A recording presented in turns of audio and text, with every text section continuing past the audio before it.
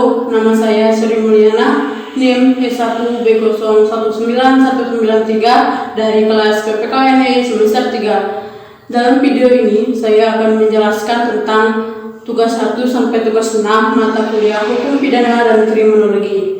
Kita mulai dari tugas 1 yang dimana materi pokoknya adalah konsep dasar hukum pidana. Indikator yang pertama adalah pengertian hukum pidana.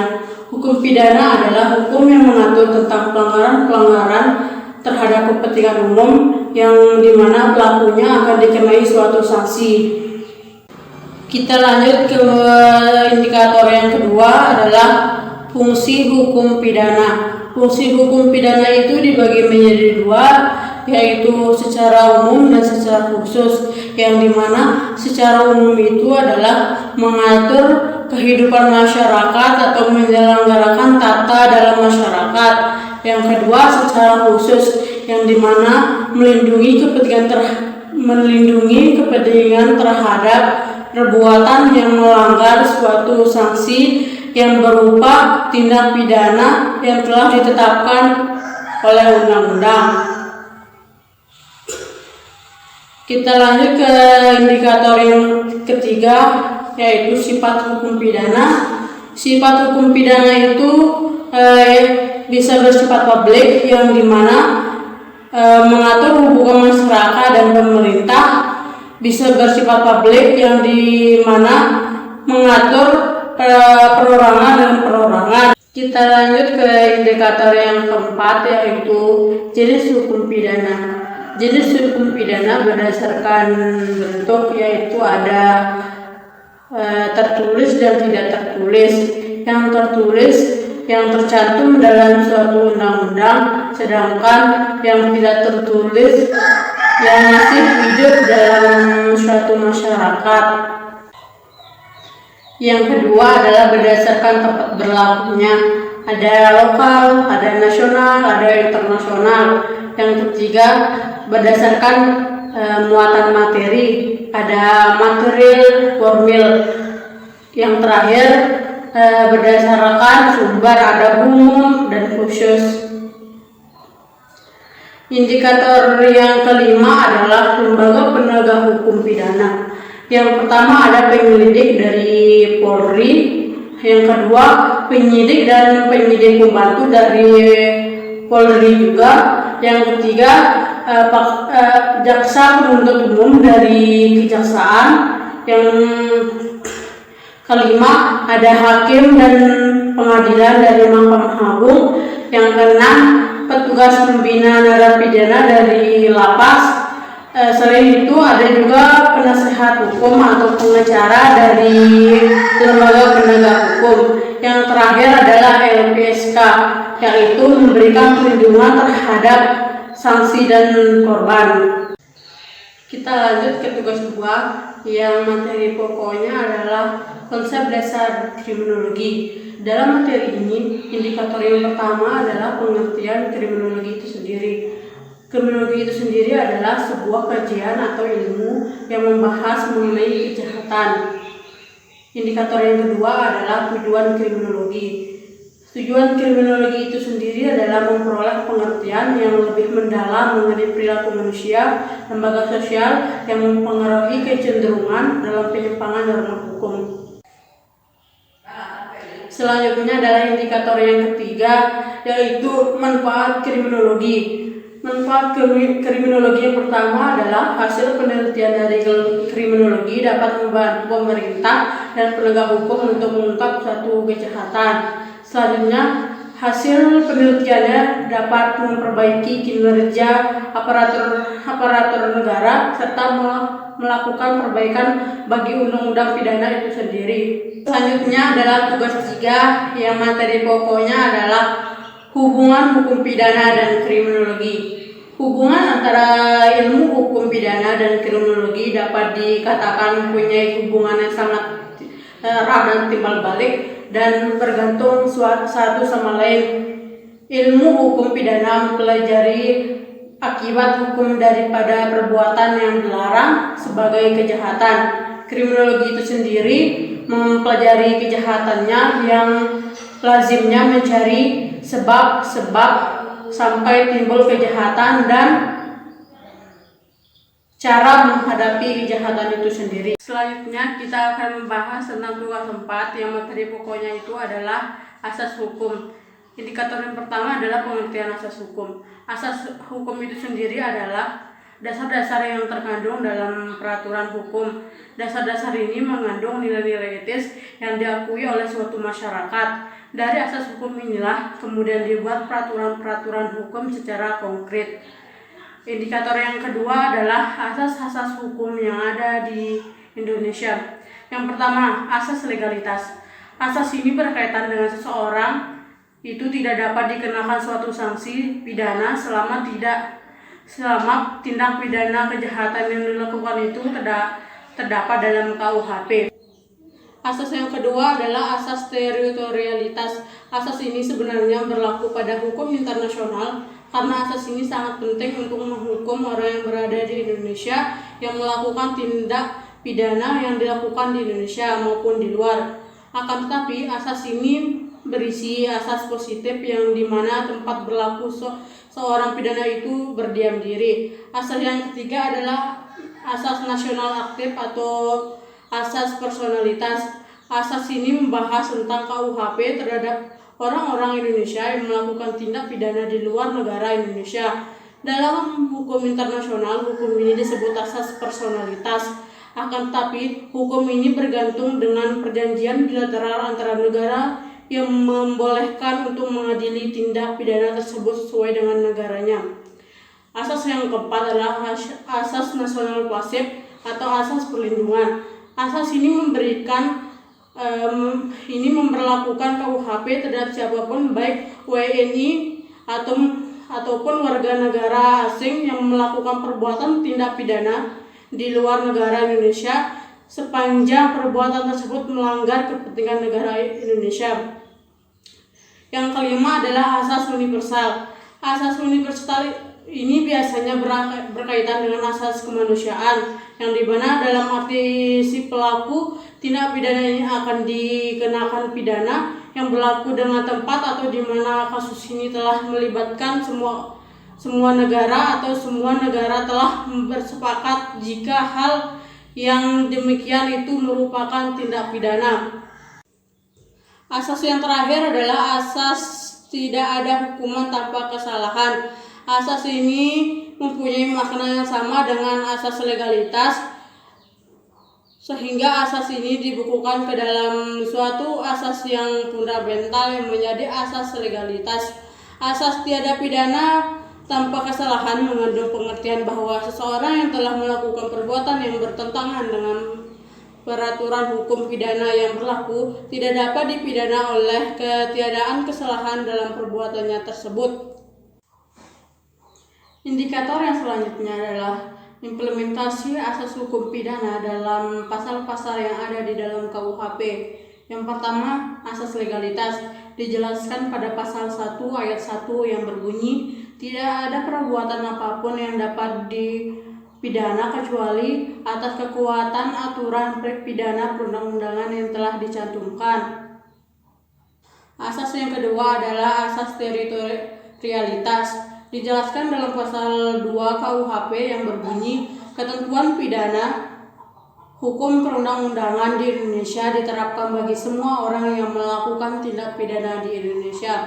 Dijelaskan juga pada pasal 3 KUHP yang berbunyi, ketentuan pidana dalam perundang-undangan di Indonesia berlaku bagi setiap orang yang melakukan perbuatan pidana di luar wilayah Indonesia, melakukan tindak pidana di dalam kendaraan ataupun pesawat Indonesia. Yang ketiga, asas nasional aktif atau asas personalitas dijelaskan dalam pasal 5 KUHP yang berbunyi, pertama, ketentuan pidana dalam Undang-Undang Indonesia berlaku bagi warga negara Indonesia yang melakukan perbuatan tindak pidana di luar. Yang pertama, satu kejahatan yang disebut dalam bab 1 dan bab 2 buku kedua dan dalam pasal-pasal 160, 161, 240, 279, 450, dan 451. Suatu perbuatan terhadap suatu yang dipandang sebagai kejahatan menurut ketentuan pidana dalam undang-undang negeri tempat berbuat itu dilakukan. Yang kedua, penuntutan terhadap suatu perbuatan yang dimaksud pada penjelasan tadi juga dilakukan jika tersangka baru menjadi warga negara Indonesia setelah melakukan perbuatan itu. Yang keempat adalah asas nasional pasif atau asas perlindungan. Terdapat pada pasal 4 KUHP yang berbunyi, ketentuan pidana dalam perundang-undangan di Indonesia diterapkan bagi setiap orang yang menentukan atau melakukan di luar Indonesia. Baiklah, kita lanjut ke tugas 5 yang materi pokoknya adalah ajaran sebab akibat dalam hukum pidana. Yang pertama, pengertian ajaran sebab akibat. Penentuan sebab akibat dalam hukum pidana merupakan suatu masalah yang sulit dipecahkan. KUHP tidak memberikan petunjuk tentang cara penentuan suatu akibat yang melahirkan delik. KUHP hanya menentukan dalam berbagai pasal bahwa untuk delik-delik tertentu diperlukan adanya suatu akibat tertentu guna menjatuhkan pidana terhadap pelakunya. Setiap peristiwa yang terjadi pasti ada penyebabnya. Setiap penyebab mengandung atau mengundang suatu akibat. Penyebab tersebut dapat berupa suatu perbuatan tertentu atau dapat juga berupa suatu kehendak, suatu keadaan. Dalam hukum pidana, pencarian penyebab tersebut tidak terbatas hanya pada suatu tindakan yang dapat dipidana saja, melainkan juga berlaku untuk semua kehidupan, kejadian, atau peristiwa yang terjadi. Dalam suatu tindak pidana yang terjadi akan selalu dipersoalkan apa yang mesti diartikan dengan sebab yang menimbulkan suatu akibat tertentu dalam hubungannya dengan pelaku. Yang kedua adalah tujuan ajaran sebab akibat. Yang pertama, untuk menentukan hubungan antara sebab dan akibat yang berarti menentukan ada atau tidaknya tindak pidana. Yang kedua, menentukan pertanggungjawaban pidana seseorang atas suatu akibat tertentu yang berupa suatu tindak pidana. Yang ketiga, mengetahui dan menentukan hubungan sebab dan akibat yang berarti menentukan ada atau tidaknya telah terjadi suatu tindak pidana. Yang ketiga, hubungan kausal antara sebab dan akibat. Ajaran kausalitas adalah ajaran tentang sebab akibat. Untuk delik materi permasalahan sebab akibat menjadi sangat penting. Kausalitas berlaku ketika suatu peraturan pidana tidak berbicara tentang perbuatan atau tindak pidananya yang dilakukan dengan sengaja, namun menentukan pada hubungan antara kesalahan atau tindakan kesengajaan dengan akibat. Dengan demikian, sebelum mengulas unsur kesalahan, hakim pertama-tama menetapkan adanya atau tidak hubungan kausal suatu tindakan dan akibat yang muncul. Jadi, ajaran kausalitas menentukan pertanggungjawaban untuk delik yang dirumuskan secara material, mengingat akibat yang ditimbulkan merupakan unsur dari delik itu sendiri.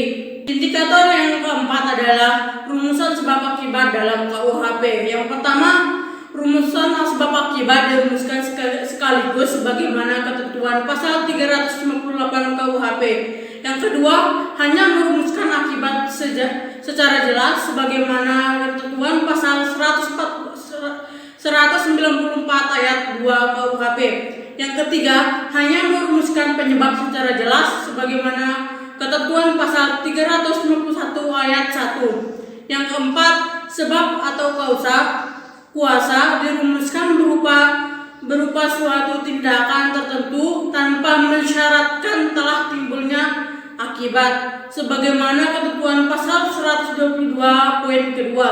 Yang kelima, akibat dirumuskannya akibat dirumuskan berupa suatu kenyataan tertentu tanpa menentukan suatu kelakuan atau tindakan dapat dicermati dari ketentuan pasal 359 dan 360 KUHP. Indikator yang kelima adalah implementasi ajaran sebab akibat. Implementasi ajaran sebab akibat dalam praktik hukum sangat terkait dengan peranan hakim dalam pengambilan keputusan. Peran hakim dalam pengambilan keputusan dihubungkan dengan ajaran kausalitas, di mana rumusan delik atau kejahatan dalam undang-undang tidak ditentukan suatu akibat, tapi hakim harus mengambil tindakan dan menentukan ajaran kausalitas yang akan diterapkan sesuai dengan keyakinannya. Tugas yang terakhir adalah tugas 6, yang dimana pokok materinya adalah perbuatan pidana. Indikator yang pertama adalah pengertian perbuatan pidana.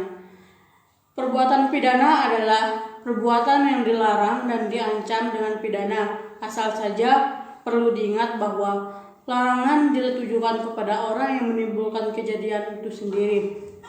Dalam konsep KUHP, tindakan pidana diartikan sebagai perbuatan melakukan atau tidak melakukan sesuatu yang oleh peraturan perundang-undangan dinyatakan sebagai peraturan yang dilarang, diancam dengan pidana. Indikator yang kedua adalah unsur-unsur subjektif perbuatan pidana.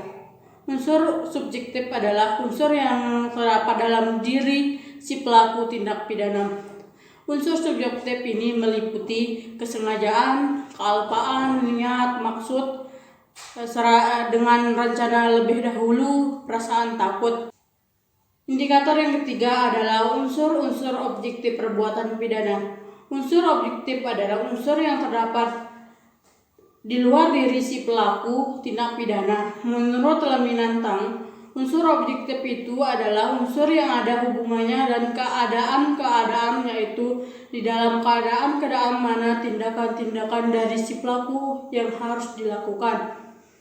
Unsur objektif ini meliputi: pertama, perbuatan atau kelakuan manusia; yang kedua, akibat yang menjadi syarat mutlak dari delik; yang ketiga, unsur melawan hukum; yang keempat, unsur yang menentukan sifat tindak pidana; yang kelima, unsur yang memberatkan pidana; yang terakhir, unsur penambahan yang menentukan tindak pidana.